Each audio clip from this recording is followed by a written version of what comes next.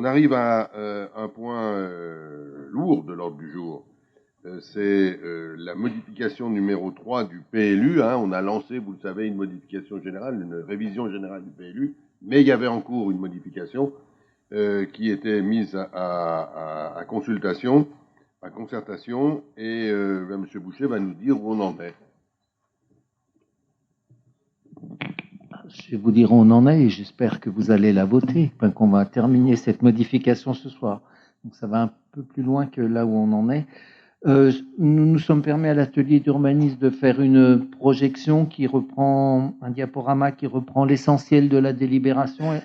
Elle fait 4 pages, la délibération, donc j'ai pensé qu'il était un peu plus parlant, un peu plus pédagogique et sans doute un peu moins fastidieux de vous présenter l'essentiel, et plutôt que de vous lire textuellement la délibération. Bon, tout d'abord, vous dire que cette modification numéro 3, c'est l'essentiel, a reçu un avis favorable du commissaire enquêteur, donc avec 5 remarques ou recommandations donc, que je vais vous présenter. Donc, sur le bilan de cette... en préambule, donc sur le bilan de cette consultation, nous avons donc les personnes publiques associées qui ont répondu avec 8 avis et on a eu donc 13 observations de personnes privées, entre guillemets, donc qui l'ont fait soit sur registre papier, soit sur registre électronique. Donc vous avez ici les dates, donc l'enquête publique s'est déroulée du 13 décembre au 19 janvier, du 13 décembre 2021 au 19 janvier 2022.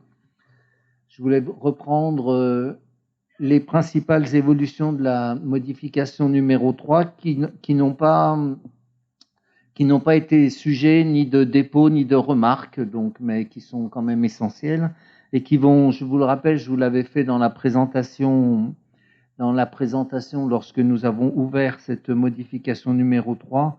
Donc elles vont toutes dans le sens de la maîtrise de notre développement dans le temps, comme nous le demande d'ailleurs le SCOT qui a été voté au niveau de l'agglomération. Et puis, je dirais, l'application de notre fil rouge qui est la transition écologique, donc que l'on retrouve dans les différentes modifications. Tout d'abord, dans la zone UB, donc la suppression du bonus écologique, c'est-à-dire une emprise supérieure soit au sol, soit en hauteur. Donc ce bonus écologique avait pour vertu de pousser les promoteurs à être plus vertueux d'un point de vue thermique, de différents points de vue, d'un point de vue écologique. Et bon, il se trouve, et c'est très bien, qu'est rentré en vigueur ce qu'on appelle la RE 2020, donc au 1er janvier 2022, qui rend déjà naturellement plus vertueux les projets. Donc ce bonus écologique me semble devoir être supprimé. Personne ne s'est opposé ou n'a fait de remarques sur ce point-là. Nous avons aussi réduit l'emprise de sous-sol. Donc avant la modification, l'emprise de sous-sol pouvait aller jusqu'à 40% du tènement. Et après modification, donc il n'y a plus que 30% du tènement, ce qui veut dire que ça laisse plus d'espace extérieur en pleine terre notamment. Ensuite, au niveau des espaces verts, donc toujours dans la zone UB, donc avant la modification, donc les espaces verts en pleine terre devaient être de 40% et elles le sont ensuite de 60%. Alors que ce soit l'emprise du sous-sol ou que ce soit l'emprise des espaces verts en pleine terre, vous vous rendez compte que c'est une diminution forte des droits à construire sur cette zone, donc et qui va dans le sens de la maîtrise du développement. Pour ceux qui ne sont pas bien au courant, la zone UB, c'est la zone que l'on appelle petit collectif. Donc c'est pas la zone centre-ville, c'est pas la zone pavillonnaire. Donc cette zone UB est un ensemble qui peut donc muter en petit collectif.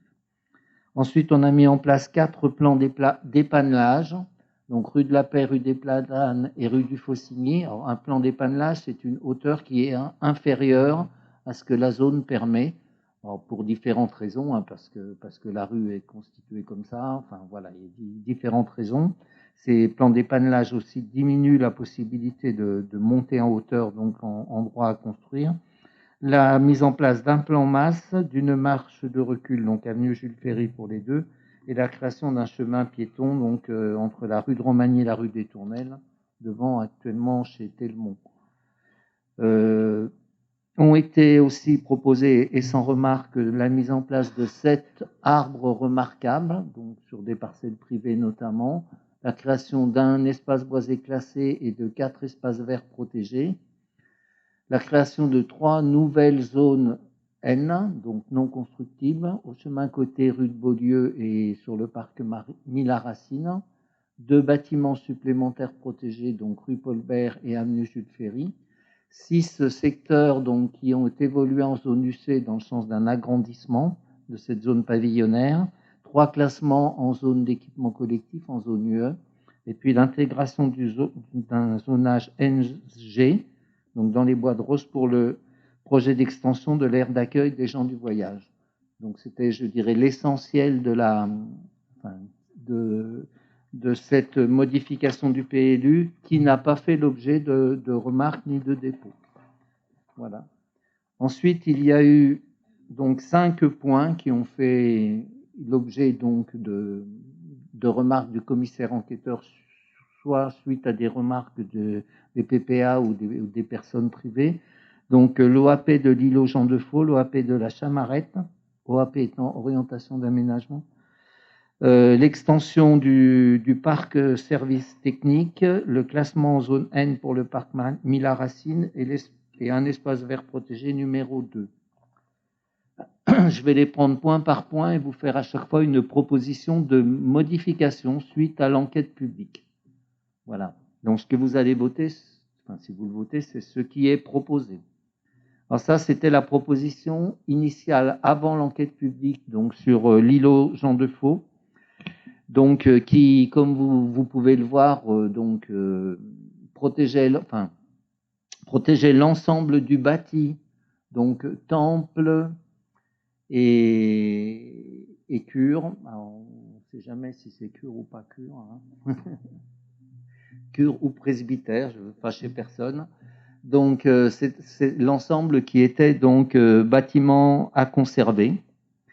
Vous avez donc un aménagement donc, qui faisait une large part et qui fera toujours une large part à un aménagement d'espace public en lien avec la place de Faux, donc qui est en lien avec une future liaison piétonne qui pourra passer par une passerelle par-dessus les voies de chemin de fer direction l'autre côté de la ZAC Étoile. Et puis donc nous avions été assez précis sur l'offre de logement, enfin de la possibilité de construire, avec une zone, avec 2 zones, donc une qui était dans l'emplacement réservé, vous avez l'emplacement réservé 74 qui est en bas, l'une qui était dans l'emplacement réservé, ça veut dire que ça signifiait que la ville se rendrait donc propriétaire quelque part, avait une intention d'intervention, puisque quand on met ce zonage, c'est qu'on veut intervenir.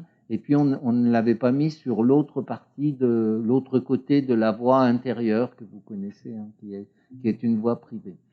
Bon, il y a eu des propriétaires qui ont déposé, hein, donc notamment l'association cultuelle, l'association des protestants là, donc qui a déposé, et puis 2 ou 3 propriétaires.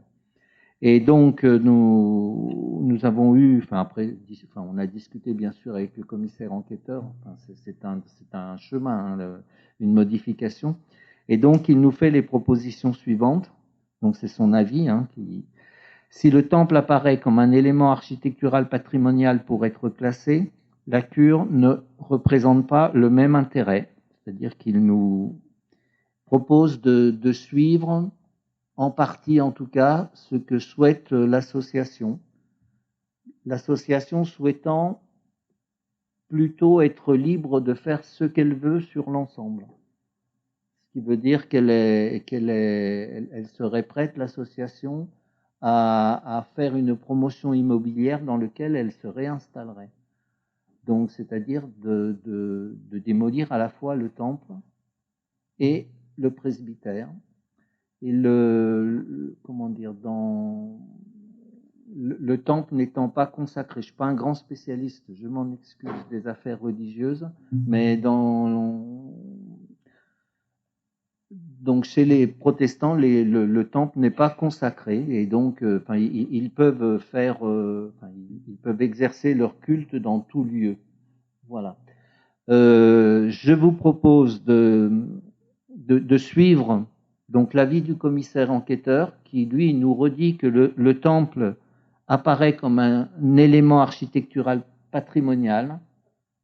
Voilà, sur la partie temple, mais pas donc pas forcément donc la partie cure, la partie presbytère.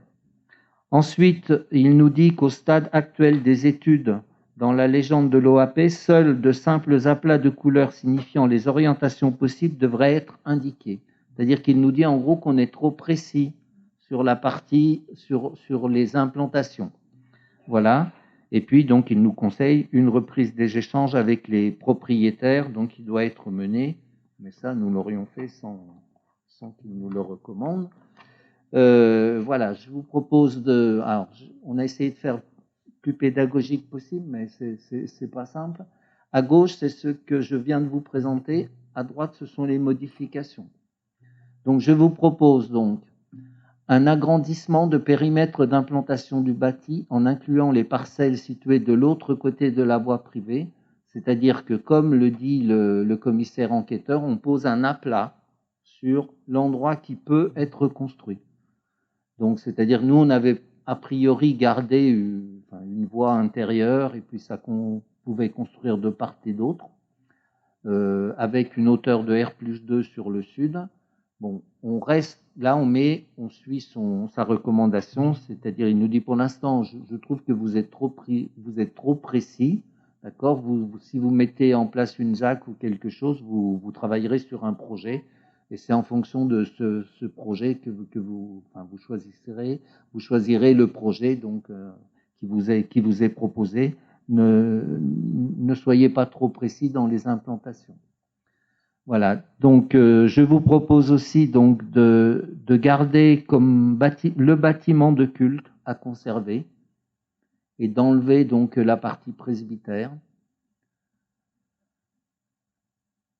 et donc d'adapter ensuite le zonage. Donc on garde l'espace public précédent ne bouge pas, hein, toute cette partie verte et cette traversée, l'agrandissement de la place de Faux, tout ça ne bouge pas.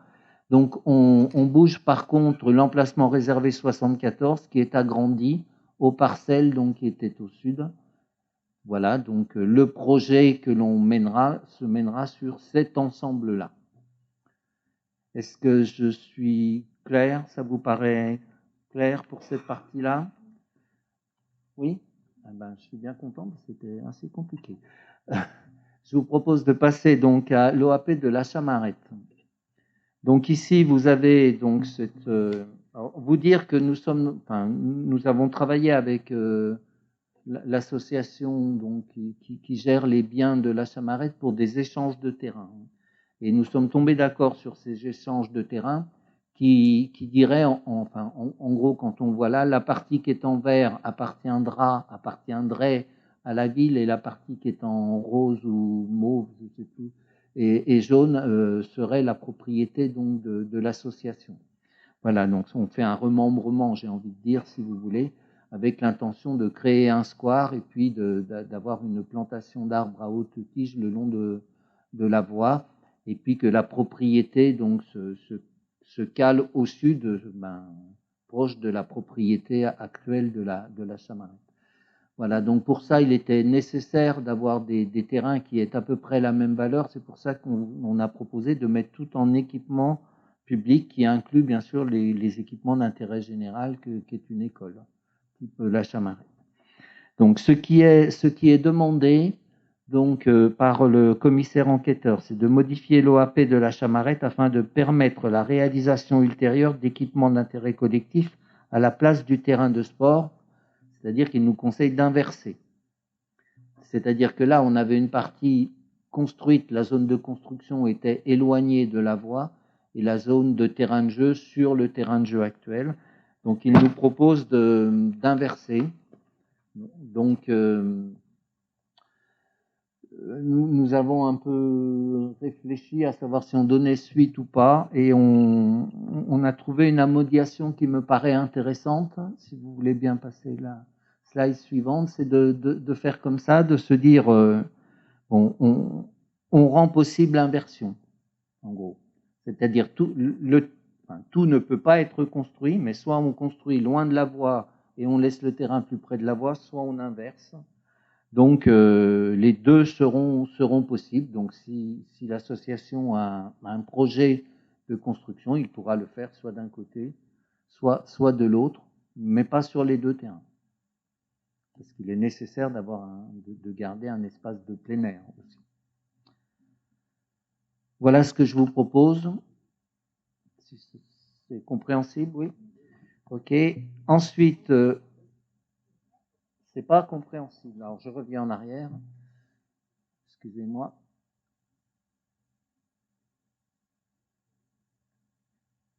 Donc, je vais essayer de réexpliquer. Donc, et puis je vous poserai la question de ce que vous n'avez pas compris, si vous n'avez toujours pas compris. Donc, la partie qui est en mauve, c'est la zone de construction, où il est possible de construire un bâtiment d'une hauteur maximum de R+2 qui permettra de structurer l'espace et d'accueillir un équipement d'intérêt collectif. C'est-à-dire, on est sur une zone d'équipement public, d'intérêt collectif. Donc ça peut être, je ne sais pas moi, un agrandissement de l'école, une crèche, enfin, je ne sais pas, en fonction des projets que ça ne peut pas être un immeuble de logement. Voilà. Et l'autre côté, donc, c'était une zone qui était le terrain de sport, en disant l'école conserve son terrain de sport. Voilà. Ce qui est proposé et sollicité de la part du commissaire enquêteur, c'est l'inversion des deux. C'est-à-dire qu'on construise sur la partie jaune, c'est pour ça qu'on a mis des pointillés là, et puis que le terrain se retrouve sur la partie rose. Voilà. Ce que je vous propose, c'est de rendre les deux possibles. C'est-à-dire, soit on construit comme c'était dans ce qui était proposé, soit on inverse la partie rose et la partie jaune. Voilà. En fonction... Pardon ? Bah écoutez, il y a eu un dépôt fait par l'association, donc qui va plutôt dans ce sens-là. En tout cas, c'est l'interprétation qu'en a fait le commissaire enquêteur. Voilà. Et alors, quel est l'intérêt? On en a discuté en commission la dernière fois. Vous n'étiez pas prêts. On en avait discuté.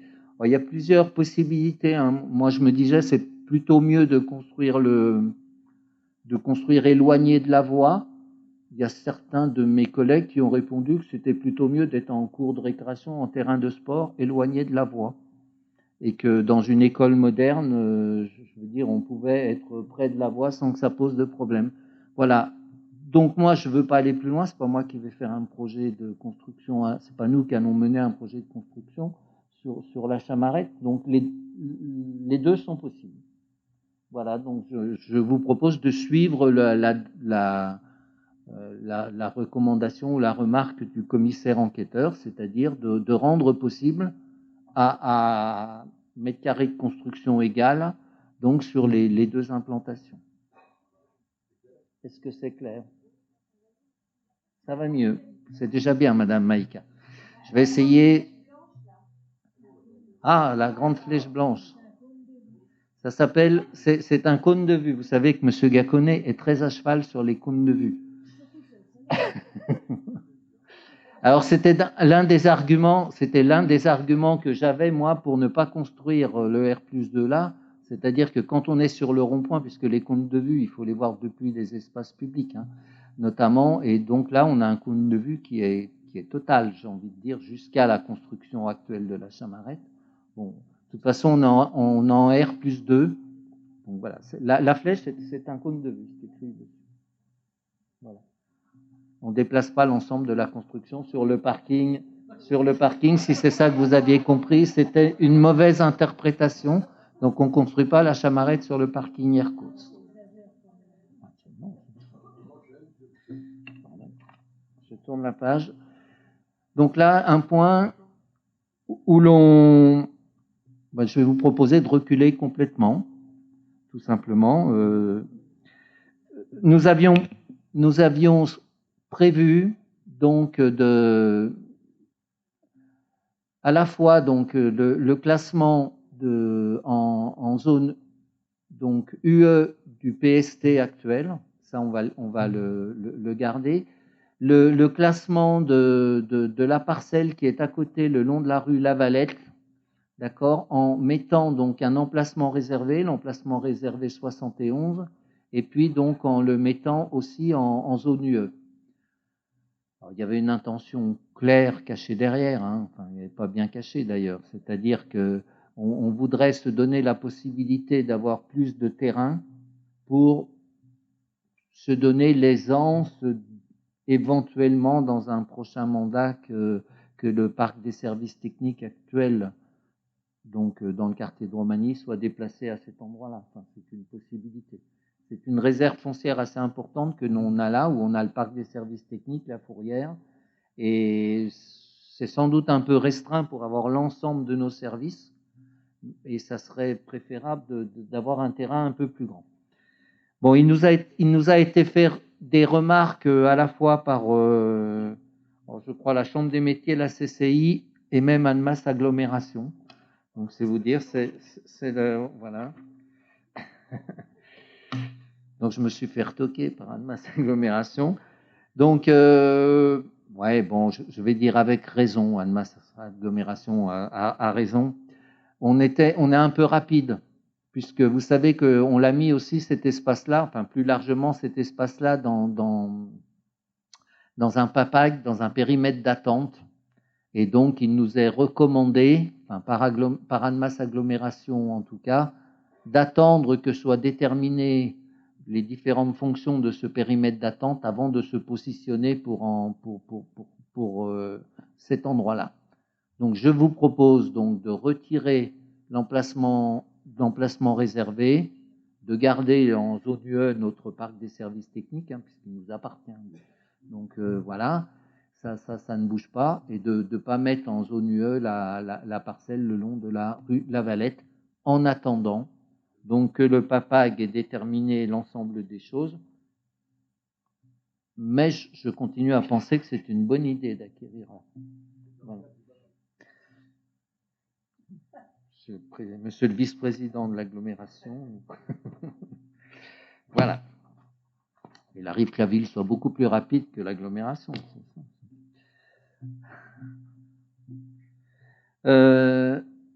Voilà, je vous propose de passer à la suivante. Voilà. Oui, bah là, oui.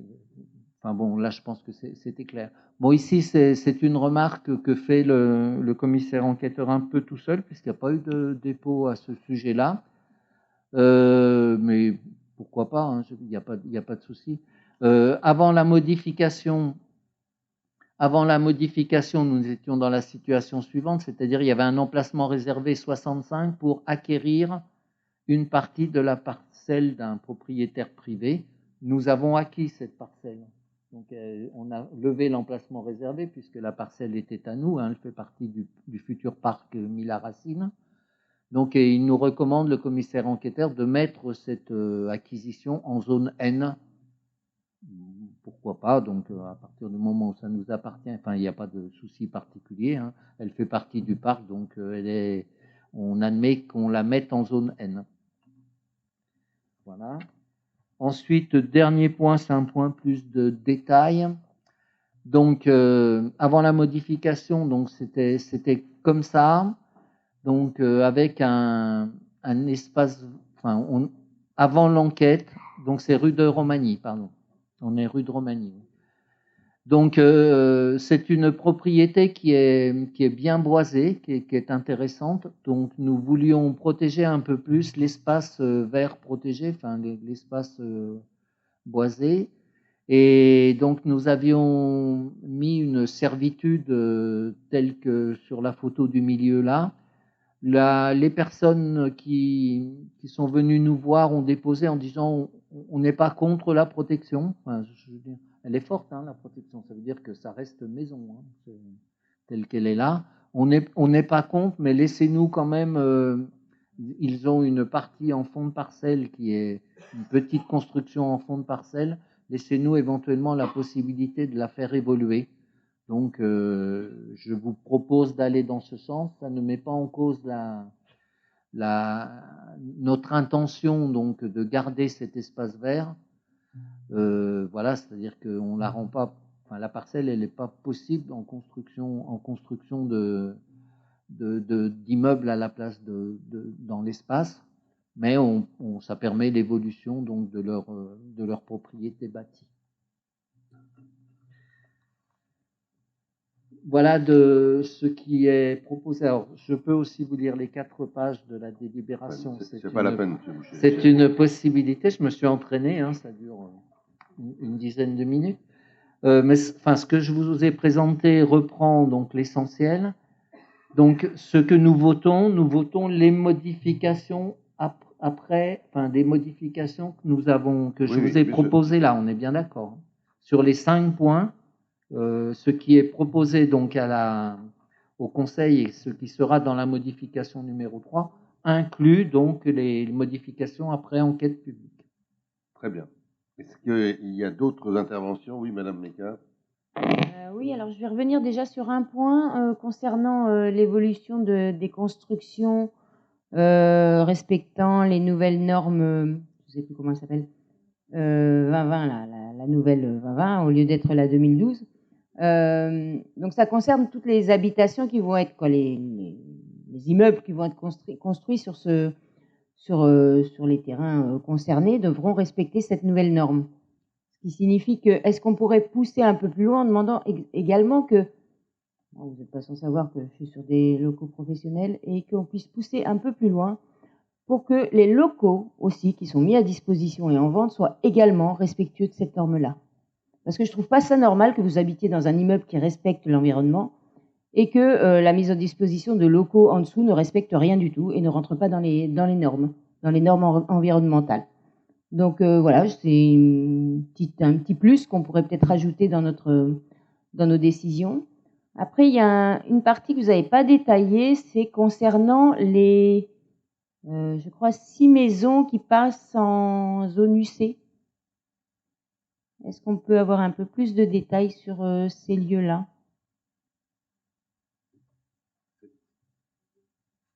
C'est ce qui a été présenté déjà dans le précédent. Oui, ça avait été présenté précédemment. Donc, alors, on va revenir sans que vous le présentiez, c'est pas grave, je vais revenir dessus simplement. Je ne vous les ai pas présentés parce qu'elles n'ont pas fait l'objet de remarques dans l'enquête. Mais voilà, j'ai quand même une petite remarque, un petit questionnement à me faire là-dessus. Oui. Parce que vous laissez ces zones, dont celle qui est près de la place de l'Étoile, vous la laissez donc, vous la passez en UC. Or, la place de l'Étoile n'est plus vraiment un lieu, on va dire, qui attire beaucoup de personnes voulant vivre dans des résidences individuelles, vu la circulation, le bruit, bientôt le tram qui va passer par là. Si un jour, les propriétaires décident de partir, pensez-vous que d'une part, ils arriveront à vendre des maisons qui sont dans le coin, vu ce qui se passe autour et la circulation, et que c'est pas très propice à de la résidence individuelle. Si personne ne les achète, ça veut dire que ces maisons vont rester à l'abandon.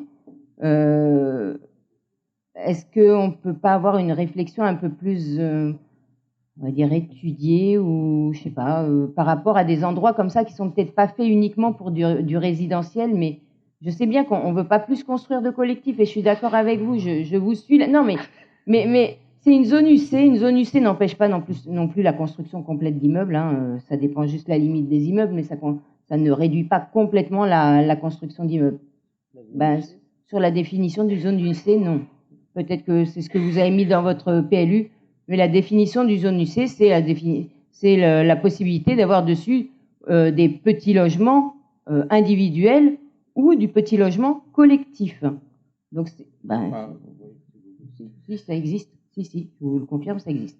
Donc voilà. Mais ma réflexion, elle est simplement de se dire qu'on mette plus d'endroits en zone UC, c'est pas dérangeant à partir du moment, et vous savez que j'ai déjà eu une réflexion là-dessus, où l'environnement se prête à de la zone UC. C'est-à-dire que quand vous êtes dans du résidentiel, vous n'avez pas forcément envie d'avoir toute la circulation qui vous arrive dessus et qui finalement pourrissent un petit peu votre lieu résidentiel et vous donne qu'une envie, c'est partir loin de toute cette agitation et ce bruit. Du coup, c'est peut-être plus propice à du collectif qu'à de l'individuel. Voilà. Et c'est juste pour envisager l'avenir. Hein, voilà, je me pose la question. Merci. Donc, si j'en conclus, Madame Meika, et sans caricaturer vos propos, c'est gênant s'il y a 4 personnes qui habitent à cet endroit-là, mais c'est pas gênant s'il y en a 400. Vous parlez de que c'est l'endroit est pourri, la vie. Enfin bon, voilà.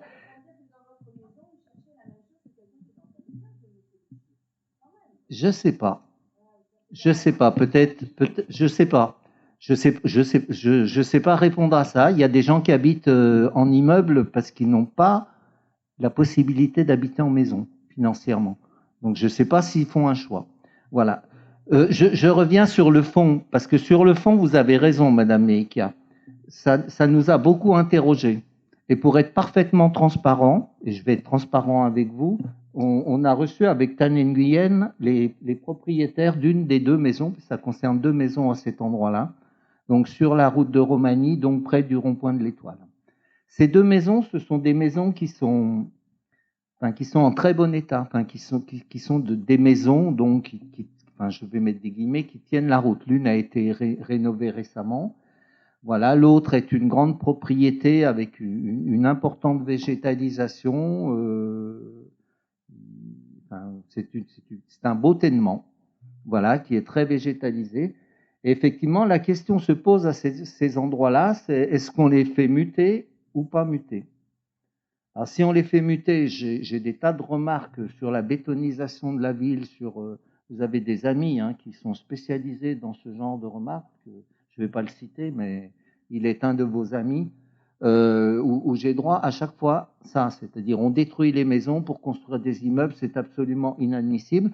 Et Madame Meika, à chaque fois qu'on protège des maisons, ça s'était déjà posé dans la modification numéro 1, donc à un endroit, vous n'êtes pas d'accord avec ça. Bon, alors pour l'instant, effectivement, on a agrandi la zone UC, donc à cet endroit-là. L'argument de dire il va y avoir le tram, donc ça serait plus logique de construire dense à cet endroit-là, c'est un bon argument. C'est un bon argument. L'argument de dire il y a les espaces verts qui restent, il y a un très beau cèdre sur la propriété, il y avait déjà une servitude sur cette propriété, il y a un très beau cèdre, vous n'avez pas le droit de faire muter ça, c'est mauvais pour la ville. Bon voilà, ce sont des arguments contradictoires. La troisième chose, c'est sans doute que la valeur vénale du bien est inférieure au droit à construire si on est dans une zone de construction forte. Voilà, c'est l'ensemble de ces paramètres qu'il faut gérer quand on fait de l'urbanisme sur la ville. Moi, je pense que c'est pour un temps, encore une fois. Ici, je pense qu'on peut temporiser à cet endroit-là, c'est-à-dire que c'est qualitatif à cet endroit-là. Allez voir. Je veux dire, une fois que ça ne le sera plus, ça sera totalement différent et on ne retrouvera pas cette qualité-là qu'on a actuellement. Et sans doute que ça va muter dans le futur. Mais ça, c'est le développement de la ville dans le temps. C'est ce que j'essaye de mener là. Ça veut dire qu'on ne fiche pas la ville telle qu'elle est là, mais on se met dans des conditions où on puisse avoir un développement maîtrisé. Et ça passe par ce genre de décision qui n'est pas facile à prendre. Et ce que je voudrais pas que vous laissiez entendre, c'est qu'on n'est pas réfléchi et qu'il faut se mettre à réfléchir maintenant. Non, on a beaucoup hésité, on a beaucoup réfléchi. On a, voilà, à cet endroit-là. Et ce qu'on vous propose là, qui n'est pas mis en cause dans l'enquête publique, c'est de temporiser à cet endroit-là. Ensuite, le tram va s'installer et je pense qu'il va y avoir dans la révision générale, alors ce que je vous proposerai sans doute dans la révision générale, c'est d'avoir une orientation d'aménagement sur l'ensemble, parce que je ne suis pas sûr non plus qu'il faille construire à R+6 de l'autre côté d'un immeuble qui est déjà très dense de l'autre côté de la rue. Donc sans doute qu'il faudra avoir une orientation d'aménagement qui adapte le zonage.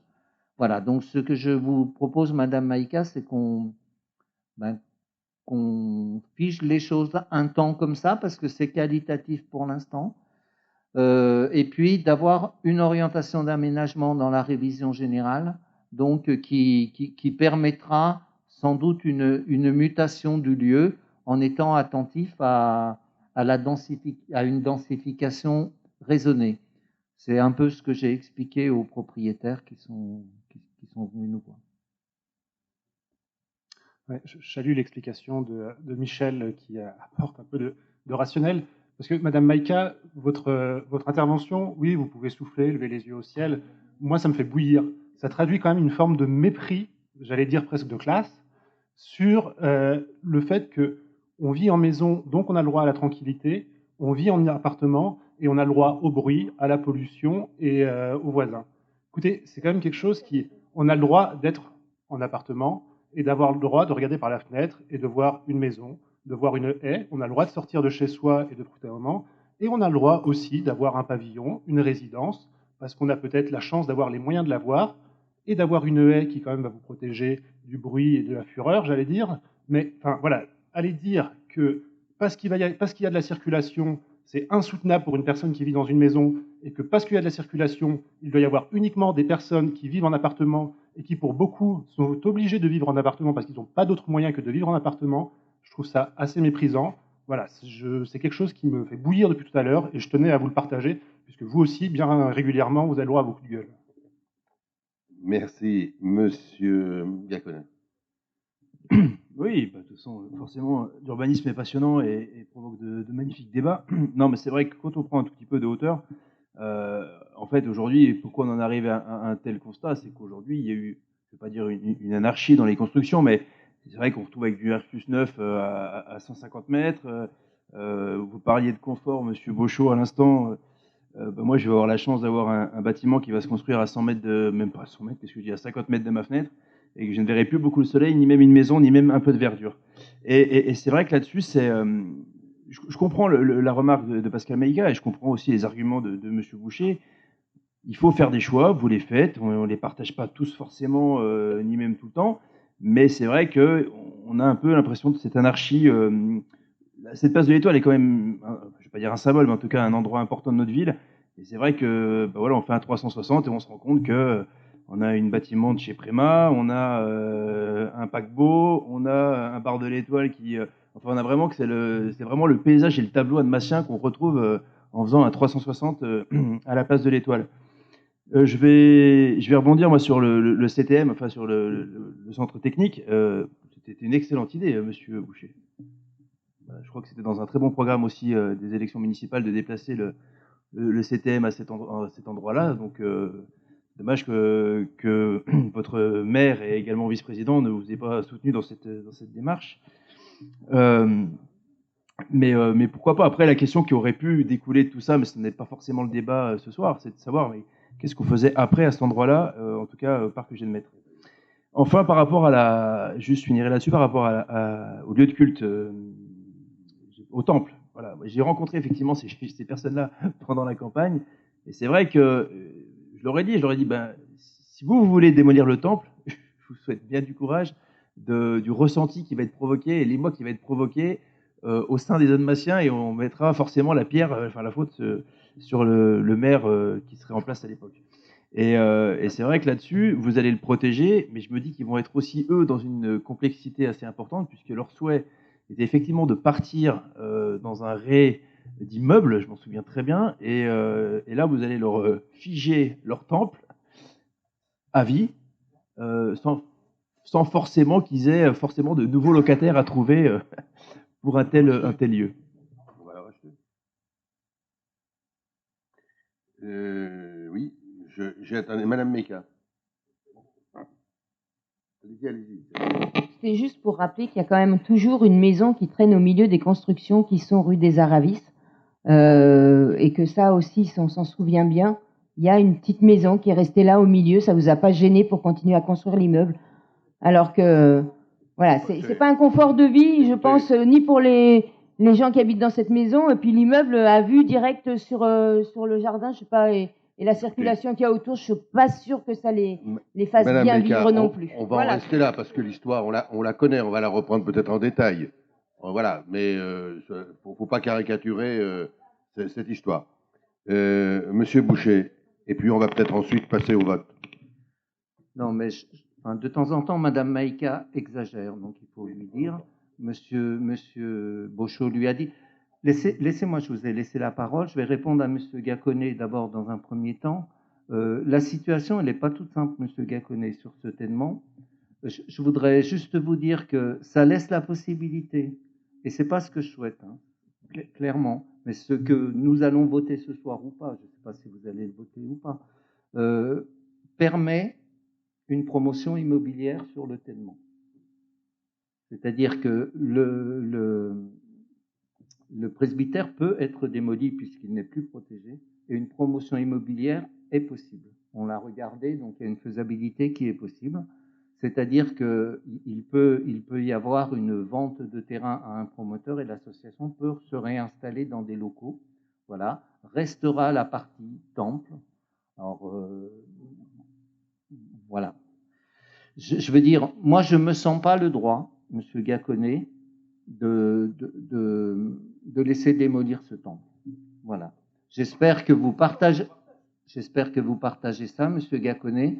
Après, j'entends l'association et la difficulté qu'elle a à remettre ce temple et surtout le presbytère, qui est d'un point de vue architecture, il est intéressant. Voilà, il est intéressant ce bâtiment. Nous l'avons visité, il est difficile à modifier. Il est difficile de faire des grandes salles, il est difficile d'usage pour l'association. Donc c'est pour ça, c'est ce qui est proposé là. Donc c'est un moyen terme, c'est jamais très satisfaisant, mais je pense que ça permet aux Annemassiens de garder le temple, qui est un élément quand même constitutif de la ville, je pense, et puis de laisser évoluer l'autre partie de terrain et de trouver une possibilité à l'association de se réinstaller dans des locaux corrects. Alors, sur la maison, je pensais que nous allions y venir dans une délibération plus tard, hein, puisqu'il y a un achat sur le lieu. Je peux pas vous, Madame Maïka, je ne peux pas vous laisser dire ce que vous dites là. Que s'est-il passé donc sur cet endroit, donc route des Trembières? Il s'est passé le fait que le lieu était constructible. Le lieu n'était pas protégé en termes pavillonnaires. D'abord, des pavillons, on n'avait pas beaucoup. Il y avait beaucoup de ruines à cet endroit-là. Rappelez-vous comment c'était. Voilà. L'ensemble des propriétaires ont désiré vendre à un promoteur, sauf un couple de propriétaires. D'accord ? Que je respecte profondément. Nous avons pris toutes les précautions, donc avec le promoteur, pour qu'il soit le moins gêné possible. Allez les voir. Nous sommes allés les voir encore récemment. Allez les voir. Ils ne vous parleront pas de difficultés particulières, ni avec le chantier, et pourtant j'imaginais le chantier que ça allait être, d'accord, ni avec la situation actuelle. Et d'ailleurs, c'est extrêmement intéressant parce que quand on est à l'extérieur, à chaque fois que j'y passe, je me dis, punaise, cette maison au milieu, ouais, c'est vrai que ça fait, voilà, ça fait bizarre, ça fait tache, voilà. Quand on est à l'intérieur de la parcelle dans la maison, la vision est différente. Est différente. Je peux en faire témoigner avec Tan, hein, on est allé, la vision est différente. C'est pas pareil quand on est à l'intérieur, on ne se sent pas si mal que ça. On sent pas, voilà. Bon, ces personnes, elles n'ont pas voulu vendre. Donc nous avons empêché le promoteur de faire pression sur ces personnes.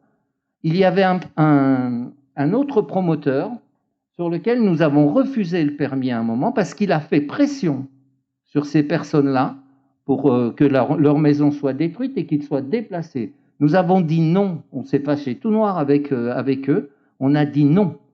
D'accord, vous ne touchez pas à ces personnes, elles veulent rester là, elles restent là. L'ensemble des autres propriétaires disent, mais qu'est-ce que vous attendez pour que... Voilà. Alors la situation actuelle, elle est celle-ci. Les propriétaires ont vendu, ça a été construit. Les propriétaires, qui sont monsieur et madame Deron, n'ont pas vendu. Voilà.